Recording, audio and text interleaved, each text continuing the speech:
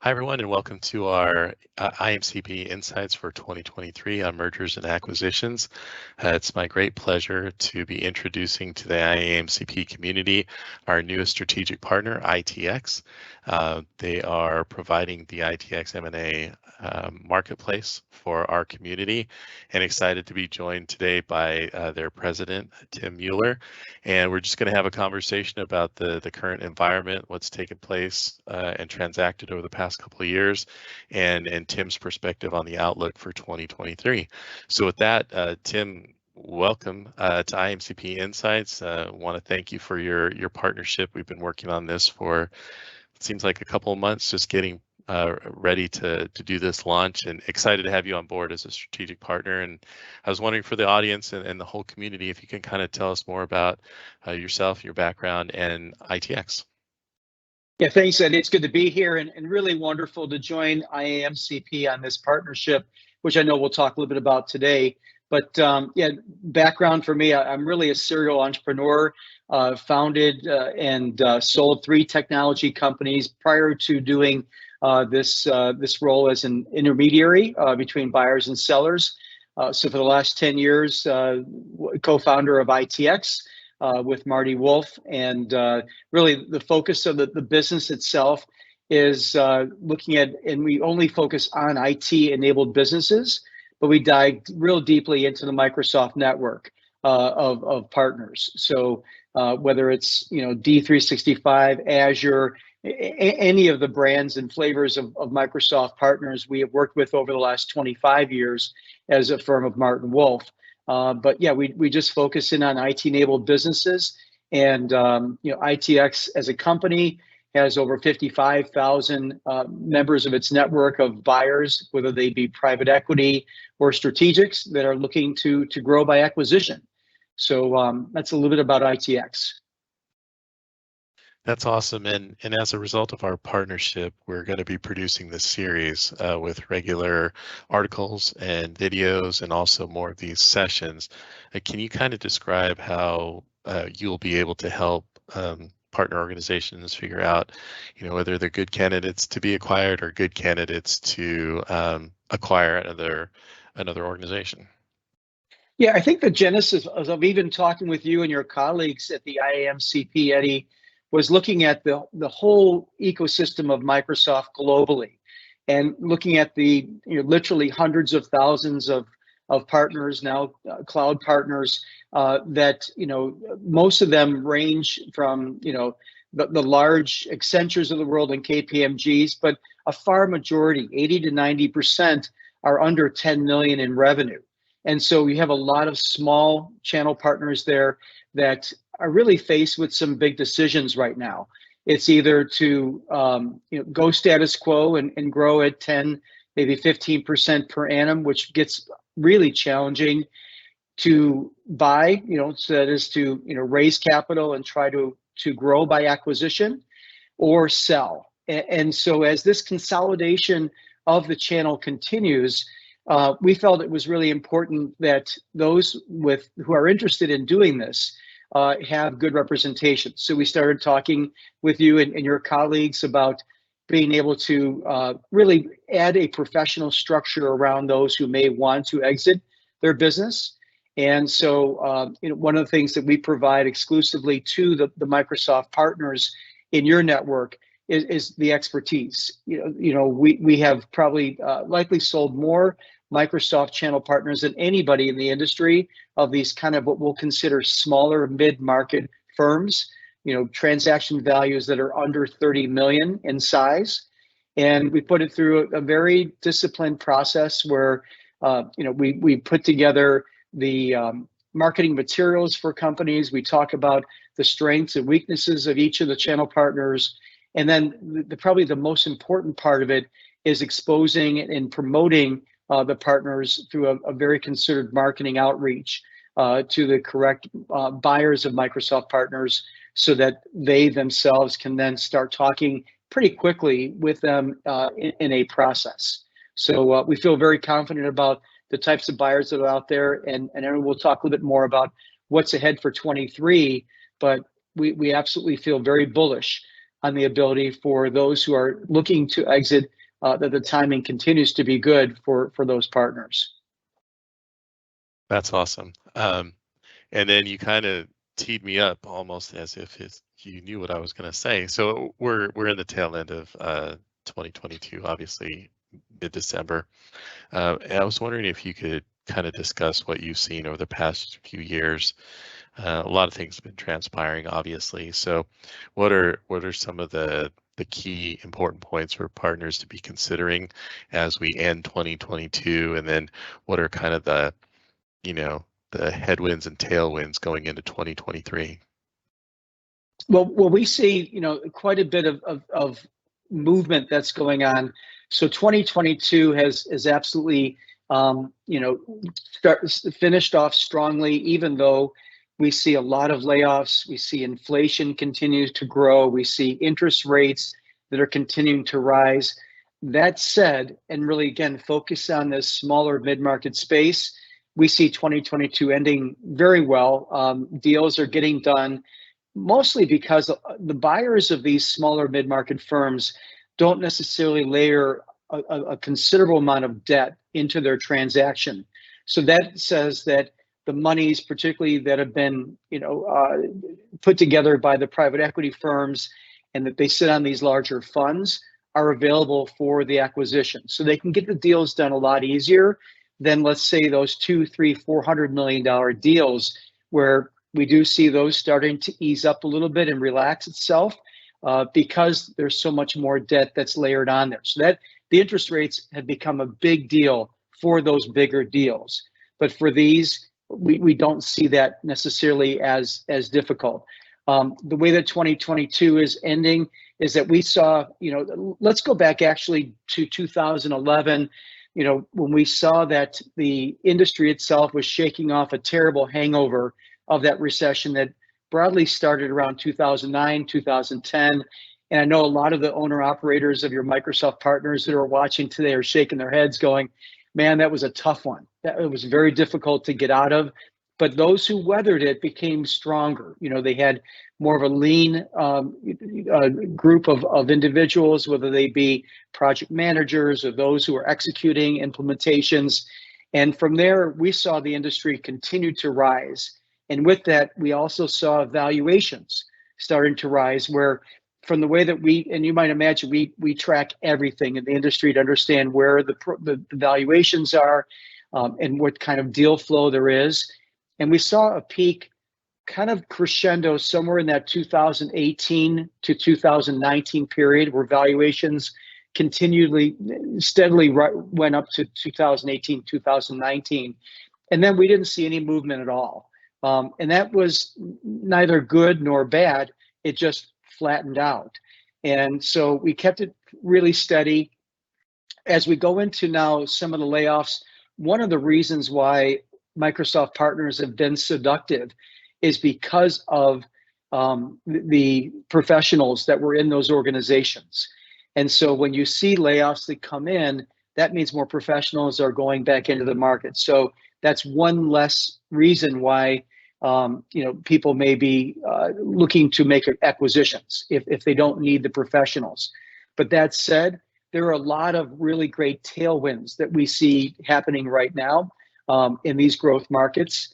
And much of it has to do, I think, with the fact that digital transformation is continuing no matter what the economy talks about. So there's rapid growth in artificial intelligence, cloud, mobile, video, and security. Those are all the kind of tailwinds that allow digital transformation to continue. We also see an increasing dependency on IT. So all the enterprise functions and utilization of automated solutions, those all make the dependence on that. We see more managed services that continue to rise, and a lot of Microsoft partners come along with that. We also see a little bit of growing complexity of IT. So the integration and the management of rapidly evolving technologies continue to allow those tailwinds to push acquisitions. And we also see shrinking of IT budgets. So the budgets themselves of larger enterprise corporations, even down to the mid-market customers, continue to shrink. So there's pressure to reduce CapEx, which again allows the partners to go in and take that burden off of these corporations and even mid-market firms. And then, even with some of the layoffs, there is still an opening for the skilled labor shortage. So we need to streamline core business operations with those skilled labor. And so we feel like there's some really good things that are happening that are tailwinds. I'll finish your question with the headwinds. So we do have surging inflation. So 8.2% versus, let's say, 4.5 to 4.7% in 2021. We see a rising of interest rates. So there's a higher cost of capital for getting deals done. So there's 6.2% today versus what was maybe 3.5, maybe up to 4% in 2022 earlier on. We see geopolitical uncertainty, the Ukraine, even domestic midterm elections. So is that cloud of uncertainty. I think Wall Street hasn't figured out yet how to take the midterm elections. They're still trying to kind of figure out where the dust is settling and how that affects the broader marketplace. And I would say that because of that, there becomes a little bit more fluctuation in valuations. If you recall, I mentioned that we kind of crescendoed at 2018 and stayed steady. Well, right now, as we go into 2023 and even perhaps early 2024, we're going to see a little bit of lumpiness in valuations because the buyers are still going to try to find their footing to see what makes sense for those acquisitions to take place. So that said, we still see a very strong appetite for M&A. So you talked about inflation and higher interest rates and geopolitical uncertainty, and you started talking about it. Can you specifically talk about the value drivers that buyers are looking for or actually rewarding in transactions right now?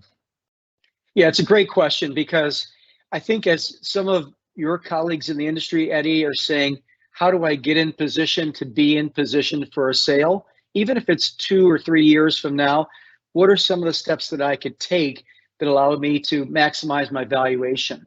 And so the two most beautiful words that we hear from potential clients are recurring revenue. So the fact of being able to have, and I think you can do that obviously with the Azure platform and be able to not necessarily just eat what you kill anymore, because, in our experience with the Microsoft community over the last 25 years as a firm, we've seen most of these consultancies be really project-based, a definite sunset on projects, again, eat what you kill, and that kind of is a rinse, lather, repeat method. And it makes things uncertain, particularly for partners that go into a new calendar year to really understand what they're going to be doing. And so we talk about recurring revenue, and there is a kind of a misnomer among many of those who have these Microsoft partners that they run, is that they may have clients that continue to do business year in and year out, and they sometimes squint at that and say, well, that's recurring revenue. We know we can count on them to have a certain amount of revenue each year, versus recurring revenue, capital R, in the fact that they have signed contracts. It might be 1, 2, 3 years from now. And that's where managed service providers have been really the darlings in our industry for a while, because it mitigates the risk for the buyers if they can come in through due diligence and see that there are 1 year, 2 year, 3 year agreements. And at that point, you really do need to mess up pretty badly to break those contracts. And so we say that positioning for the future, you have your recurring revenue. The second one is customer concentration. So when a buyer comes in and they see that one customer, let's say, represents 20 or 30, maybe 40% of total revenue, that again changes the risk assessment for them, so that if one of the partners necessarily loses that one customer 6 months or a year after the acquisition's made, it becomes a much different company. So the customer concentration, you want to have ideally 10% or less of any one customer representing your total revenue. And that is one that allows you to really set yourself up for really great conversations.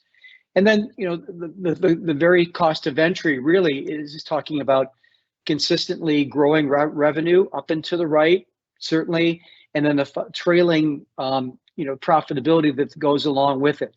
One of the only areas that we've seen from our buyers that have been a little less conscious of profitability would be the MSSPs, the managed security service providers, or cybersecurity firms, where it's very intense of reinvestment to grow. And so some of the buyers might, look halfway away from that when they look at profitability. They're looking at more so revenue growth.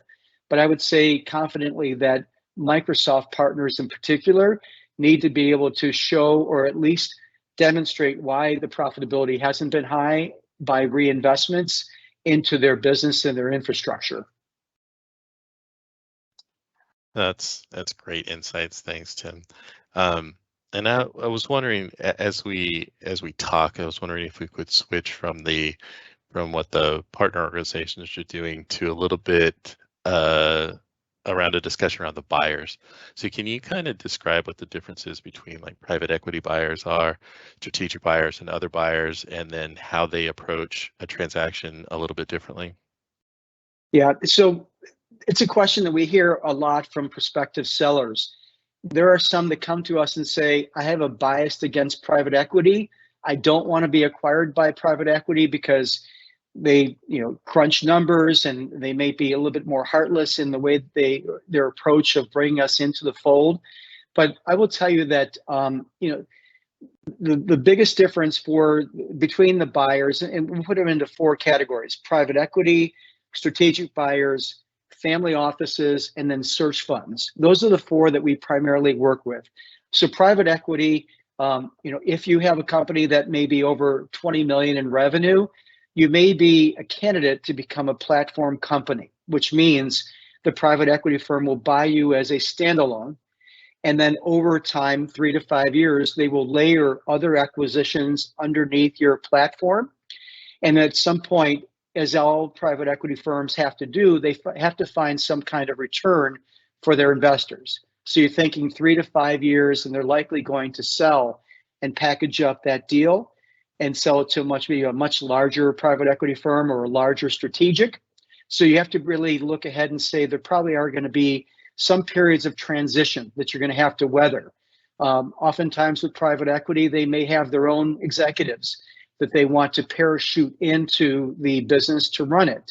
So if you're thinking that you want to sell and stay on and have a prominent spot in the family photo down the road, then you may want to really upfront understand what the expectations are and to see what the intent is from the private equity firm in their growth strategy. Valuations between private equity and the others really kind of centered back toward what the market will bear. So we don't see today that much difference between what a private equity firm will pay for a business versus a strategic. The second is a strategic buyer. So from a large scale, think again, KPMG, Accenture, some of the very large Microsoft partners are strategics. But if you've got a $5 to $8 million practice, a strategic could very well be someone like Rock Solid, a company that we sold out of San Juan, Puerto Rico, where the company will be under 100 million in revenue, but they're still making strategic discussions, having discussions and acquisitions to fortify their business. So a strategic is someone looks a lot like you as a partner, but just maybe larger and has access to capital to grow their business by acquisition. So they have made a strategic decision, whether it's pressure from their shareholders or just through their strategic growth plan, to say, we will continue to try to grow as fast as we can organically, but we're going to use the power of M&A to grow inorganically to continue to be larger with revenue. But within the Microsoft space, we think it's more than just larger revenue. It's the ability to have a wider range of offerings, because we know that those companies that just offer Teams start to get limited with their customers on if they can stay a vendor. So if you could be an expert in Teams, but also have a great CRM, implementation staff, and then start really pushing a lot more into your Azure offering, that becomes a lot more seductive for your customers that says, I can have a one shop that offers many different things. So we see that for the strategics as being kind of a seductive way and reasons why they want to grow. Strategics are also a little bit more focused on the ecosystem and the environment of the targets that they like to acquire. So what is the HR policies like? What is the ecosystem like? What kind of turnover do you have? Because they want to make sure that by making this acquisition, it doesn't necessarily spoil the punch by adding in these acquisitions. So they really dig into the culture a lot more. And if the CEO or founder of the business that's selling wants to stay on, they likely will say, let's try to find a leadership position that you can do.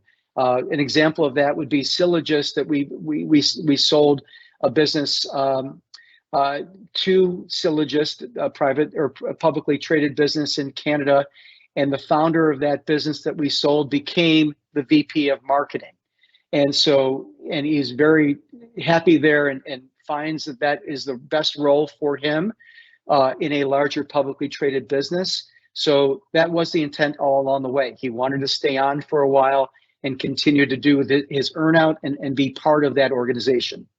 The third group we'll call a search fund. And that is typically one CEO that may have had an exit, had access to capital, wants to come back and drop in to be the CEO of a business. So that search fund typically has, again, some money to make some acquisitions, but you're not going to go online and find a website that shows all the acquisitions that they've done. So the search is for that CEO to drop in and take over the business, so the founder, owner, operator that is selling the business has time to move on to whatever their next adventure in life might be. And then the last one is a family office. And the family office is typically an entrepreneur that sold their business, many years ago, that they now have a larger fund. Well, they'll make acquisitions in multiple companies. So that family office, they're looking at it as an investment vehicle. Many times, unlike private equity, where they do have a sunset of trying to sell the business and get a return, family offices will oftentimes invest for a long period of time, because part of the mantra is, hey, as an entrepreneur, I want to see growth. I want to help grow it. And while they won't necessarily get their hands dirty on the day-to-day operations, those that are running that family office will have involvement really to help the business grow once they make the acquisition. No one buyer of those four groups is better than another. It really has to do with the personality of the seller and what they want to try to achieve after they decide that they want to exit. Oh, that's a great detailed explanation of the buying personas. It's super helpful, at least for me. I learned a lot there. Tim, you talked about Microsoft Cloud partners needing to keep an eye on growth markets. And I was wondering, can you kind of break that down for us and give some examples and how that might affect a potential sale? Yeah, so with the whole Microsoft Cloud Solutions Provider program that rolled out in October, you see a lot of difference between what had been competencies and designations. Everything that your members have already learned that Microsoft wants to do, and they've now broken it into specific topics like data and AI, digital and app innovation, security, modern work, those categories. And so we see the fact that as the partners continue to pivot yet again, because we've seen over the decades, Microsoft really, to be forward-looking, has really encouraged strongly their partners to keep pivoting toward different types of reinventions, if they will. We see the growth markets, particularly in the AI space. So if you haven't planned on using or implementing AI, we say you're behind, because that will help drive almost every aspect of every offering that you will do. So any chance you do to get expertise in artificial intelligence, we think you should do it. Automation. So cost versus productivity of the optimization. So that automation, not only within your own practice, your own consultancy, but how you're able to consult your clients with automation in some form or fashion, we see as being one of the very primary growth markets. And then again, the thing that almost everybody's looking at right now is some type of cybersecurity offering. So IT security, reputation, MSSP offering. That cybersecurity is something that not only is something that we see that has a long tail on it, but we also see most buyers looking at us saying, give us some options. We really like Microsoft. If there's a partner there that has some kind of strong and reliable security offering, that adds even more value to that business. So for those of you listening today who are Microsoft partners that don't have a security offering, either do a strategic partnership with it, you can offer it, or better yet, grow it from scratch or acquire one that might be a budding IT security business and add it to your offerings that you can then take to your customer base. And then the very last one we'll talk about really is cloud technologies.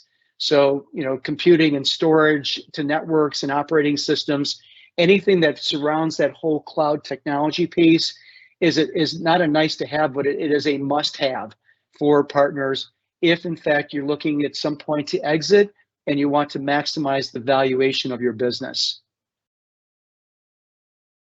Well, thanks, Tim. And kind of keeping with something that you just said and talking about the way Microsoft has positioned the channel, can you talk about how the Microsoft channel is set up for acquisitions and how it's viewed in the marketplace by potential buyers?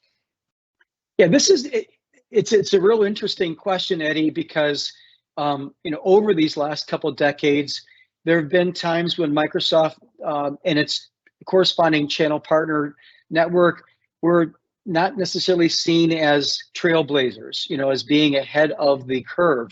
But we'll tell you that in the last couple of years, including this year, including next year, and any time to come, we feel like Microsoft is the best positioned for the future of any type of offering, particularly in its investments in Azure and the world-class cloud strategy that Microsoft is offering right now.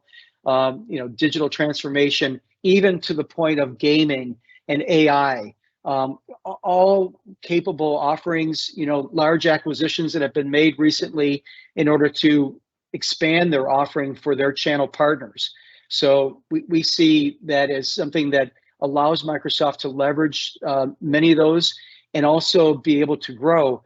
By the same token, knowing that Microsoft has hundreds of thousands of channel partners, many of whom are very small, we see the consolidation of that starting to continue. The one thing that people worry about is like, where is that kind of upper mid-market partner going, that channel partner going? Because you do have the large ones, you have a lot of small ones, but the ones in between, like Quantic, who we recently sold to Accenture, those represented, a near $100 million type of a firm that had a pretty broad offering of services. And many of those are being and have been swept up. So the question is, can a lot of the roll-ups or what we call assemblages of these smaller mid-market firms then become those 50, 60, $100 million revenue partners, which we think that in any good channel program, you have to have a nice macrame, if you will, of smaller, mid-market, and then the large enterprise in order to really fulfill a lot of the offerings that the customers need. But overall, Eddie, we're very bullish on the Microsoft channel. We're bullish on the offerings that they have, and we really feel like the Microsoft partners that make up that whole channel will continue to command high valuations for many years to come. Well, that's super awesome to hear, and great news for our members for sure. So I guess the the $1 million question or the multi-million-dollar question, depending on your size of your organization, is now a good time if you have a partner organization and you're considering making a move, is now a good or bad time to consider that sale? I wish I can give you a definitive answer of yes for sure, but there are a lot of factors that roll up into it being a good time. So for the owner operators that are members of your organization, oftentimes the mirror in the morning needs to drive that decision. So you need to look at yourself in the mirror, typically as maybe sole practitioners who are owner operators, and say, I'm ready to make a change, whether it's time for me to exit and maybe try to find my way to the beach, to take a huge hiatus or to be done, or whether or not it's time for me to see the value of my business as being much greater if it's part of another large organization and I'd like to stay along for the ride and be there for many years to come. Or if you want to exit because you're a serial entrepreneur and you found a shiny object that goes in a different direction and you want to try to follow that. So that's the first decision-making element of it, because it's ill-advised to jump into a process with someone like us through this whole marketplace program we have with IAMCP, unless you're fully committed to the sale.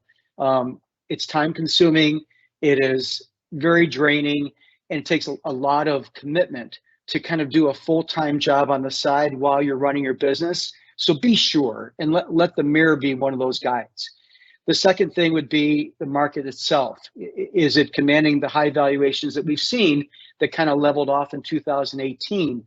And so the deal flow that we have right now that we're closing before year end, and some of those that we see closing in the first quarter of 2023, we have not seen the buyers waver at all in valuation.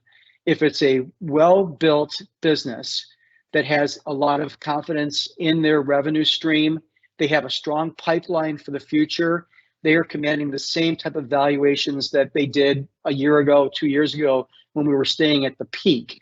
For those that are a little bit more lumpy, a little bit more uncertain, there's always going to be some question marks on it. And so for those, buyers will mitigate their risk by structure of a deal. So they may not pay as much cash at close and put the onus on the seller to continue performing and then get their earnout. So that's a way of shifting the risk a little bit when there's some uncertainty. But we feel, again, we'll go back to that, what I mentioned maybe 5 minutes ago, is that there are only really three options: status quo and grow organically, be a buyer, or be a seller. There's no other way, and oftentimes there's no gray area between those. And so I would say that we feel so strongly the way that the marketplace is evolving, that it's really difficult to stay status quo and just grow unless you want to be a lifestyle business and just take your salary and some proceeds each year as far as an ownership distribution. You just kind of want to tumble around with that's great. But the two other categories, you either have to be a buyer or a seller in this market, we believe. And so with those, come different types of strategies. But overall, as a long kind of breadcrumb to come back to your question, is that, we think the market continues to bear, but it really boils down to the owner operator who says it's time for me to do something different. Well, as intended, it's been very insightful having this conversation with you, Tim. I appreciate the time and everything you shared with us. I do have a couple of questions, if you're okay with answering some of those. So you talked about having this, high valuations going into 2018 and kind of leveling off. Have you seen the hybrid work environment since the pandemic change the way buyers are looking at transactions these days? Yeah, in fact, there are a couple of stories on that one. 2 or 3 years ago, we were taking fully virtual Microsoft businesses to market, and there weren't a lot of no brick and mortar, fully all virtual businesses. And a lot of buyers were scratching their head going, I see the benefit of it. We don't have the higher overhead cost of buildings and offices. I'm not sure what to do with these guys. I'm not sure how to manage them. if I don't see them in the office, or if they're out with clients, at least they check in and physically in the office. And now with a full virtual staff, we're not sure necessarily how to manage them. That was pre-COVID. Today, now, wouldn't call it post-COVID, but a COVID environment where that kind of work from home, at the very least, the hybrid, Monday, Wednesday, Friday in the office, Tuesday, Thursday at home, or whatever that derivation may be. Or we see now COVID cities where, if there was a practice in Chicago or New York and people were paying those high costs to live, many of those workers have said, particularly the younger ones, I'm not sure I want to do that anymore. I want to live in, Jackson Hole and be able to ski when I want to ski and log in, through Teams to do their work. So I think the buyers have looked at it much differently now, only 24, 36 months later, and say, we could work with that. If that means we could retain great talent and we know they're getting their work done, the idea of seeing them physically every day is not as big a deal. Now, personally, I believe that some type of high touch is still good, as opposed to working in solitude in your home office every day and not having human contact. I believe that the long-term effects in that will not be great, particularly for new employees or interns who really get so much more by the propinquity of people being in the same room or office. But I did read a quote from the CEO of LinkedIn, and this is really interesting, Eddie. It said, pre-pandemic, 1% of all jobs posted on LinkedIn were remote. As of today, that number is 14% that is all remote. But that's not the fascinating point. What's fascinating is that north of 50% of all job applicants are going after those 14% of the all remote businesses posted. So that tells us that maybe not even this whole younger generation, but all job seekers, in that sense, have at least thought about what is it like to be in an all remote environment. In this case, 50% of all those applicants in LinkedIn are going after that fully remote business model. So we think it's here to stay.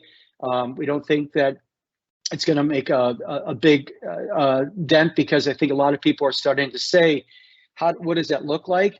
Now, does it shift where everybody's remote and it doesn't necessarily have brick and mortar? I think that's a little tougher thing to see, at least right now. But certainly the hybrid work from home, work from the office combination is here to stay. That's really interesting about the percentage of growth, in the jobs offering fully remote or some portion of remote work, and how many people want to get those jobs. I know personally I have some experience with that. Some family members looking, and they're specifically looking to be remote if possible. So that kind of adds some credibility to all the stats when you can touch it yourself, right? The other questions I have for you are around valuations, right? So as Microsoft partners, we're encouraged to specialize, right? Either pick an industry, pick a solution, specifically an industry, whether it be, manufacturing, it could be nonprofit, it could be healthcare, and that tends to lead to the kinds of clients or customers in our portfolio. Can you talk about customer concentrations and if that affects valuations, and if so, how does it affect valuations? Yeah, it absolutely does. And it goes back to, again, risk.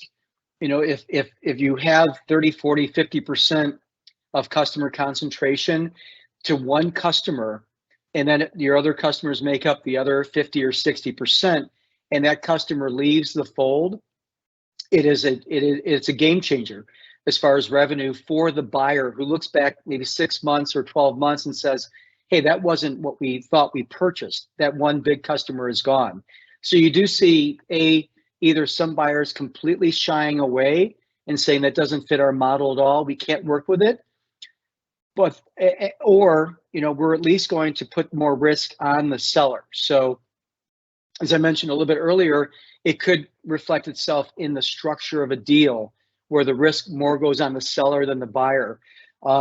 In some instances, we have seen, let's say, a unicorn type of a situation where a majority of that revenue was coming from Boeing, of one of our customers that we sold.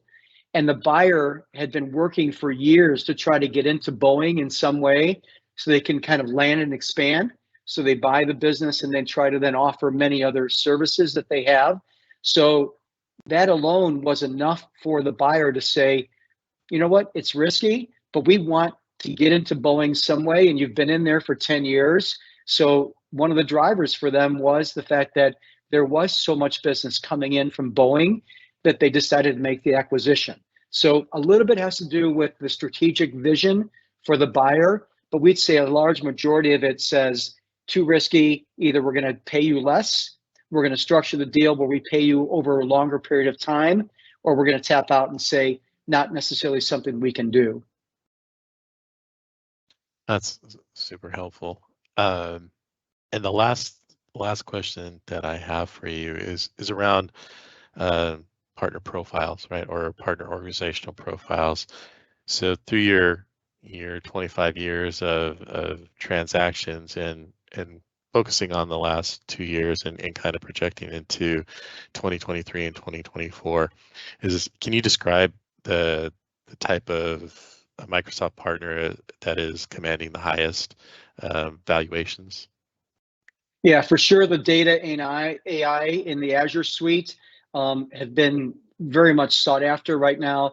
And then the infrastructure Azure offering that is there are likely the two top businesses that are sought, except for security. You know, security is kind of trumping everybody right now, as far as partially because there aren't nearly enough skilled security engineers out there. So to be able to have an offering and have it solid, that you know that you have customers that have stayed for a long time taking your security offering, that becomes incredibly attractive for buyers. But then right after that would be data and AI, as well as the infrastructure. Not to say that some of the other ones don't have their place.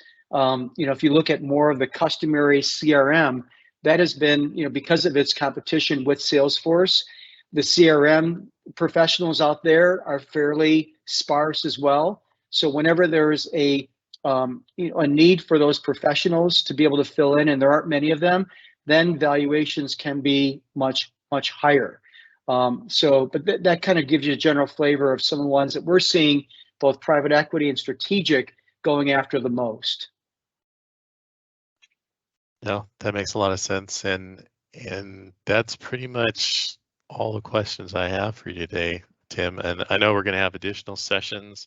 The team is going to be posting articles to provide more information on, hey, is merger or acquisition right for me and my company right now. But with that, for those of you watching, if you go to IAMCP.org, click on programs, scroll down to IAMCP Insights, you'll find a mergers and acquisitions page. You can reach out to the ITX team and learn more about their process and how they do their work, and see if it's a good fit for you if you're interested going down that path, of course, after you've looked in the mirror, as Tim said.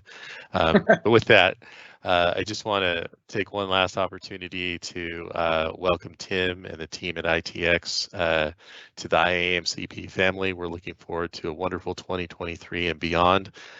Can't wait to see all the value that you provide for the members, and I just really appreciate your time today and for answering a lot of these questions that I know that I didn't have a lot of the answers to. So with that, I'd like to just end this call. In this session today, you will see as soon as we have it ready, you'll see this posted on IAMCP.org for our members to access. So with that, thanks again to Tim and team for providing all the great information today, and we'll see you soon. Great, thanks, Eddie. You're welcome.